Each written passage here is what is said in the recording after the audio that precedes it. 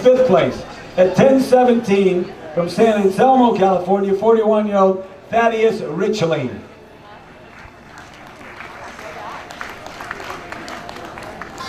Fifth, no, that's my mistake. He had number 6 in here, so forget that. So, fifth place from Alberta, Canada, at a 10:14.25, Robert Shapitka.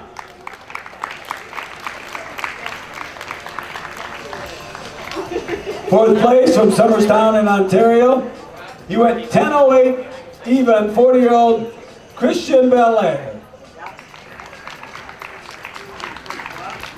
Third place from Bend, Oregon, at a 10:07.30, 43-year-old John Kraft.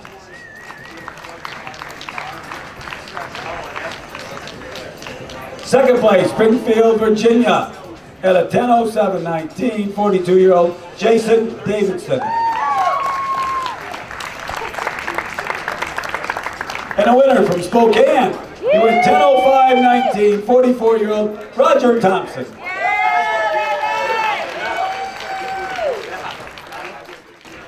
Congratulations, your first ever first place age group at an Ironman distance. Yes, yeah. Did it surprise yourself? Very surprised. Very surprised. On the day here, obviously, a horrible heat conditions, and you know, you just never knew where you were the entire day. You're walking sections, you're just surviving, and the tracker was down, so you never knew.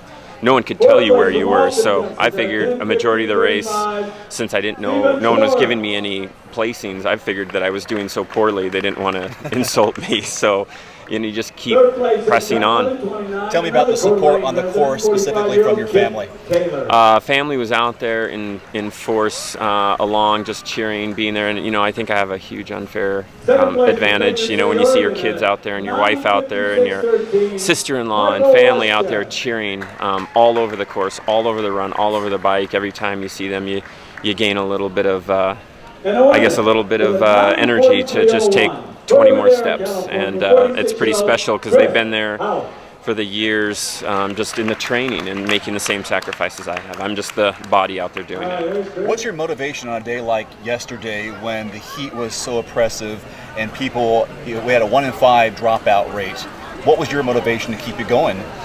Man, that is a good question. Once you get out, I mean, coming into the first lap, I mean, if there's ever a time that you're going to say, I'm done, that would be the time. But I don't think I ever thought that I'm going to quit. I mean, and I think there was always, it's just like, yeah, this is miserable. Am I going to shut it down or walk or, you know, just, you know, whatever. But you start walking and all of a sudden it's amazing, especially through aid stations, how you kind of get regenerated and you start running again. You're like, okay, I can run.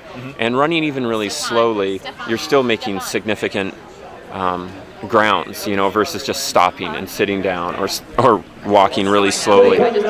So, yeah, I think that for me just, I just wanted to finish. That was my goal for the day when it's 106, 108. I heard road temperatures 120 on the run.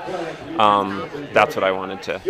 How does this, how does the day compare to your days in Kona? It's a different type of heat, but how did it compare? Because you've been in both. Yeah, this is, I think, significantly harder. The high temperatures impacted your hydration, and then obviously your fueling was impacted by that. You weren't hungry because your stomach just wasn't digested. I mean, it was just, this is kind of uncharted territory for, I would say, just about everybody. No one goes out and trains in this weather.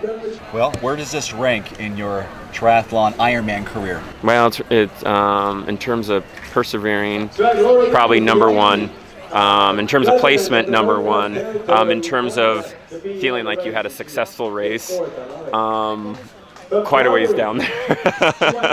Yeah, I always think I just want to go into Ironman races and be in control of the race. And this one, I feel like, you know, you weren't in control of it. You were just trying to manage.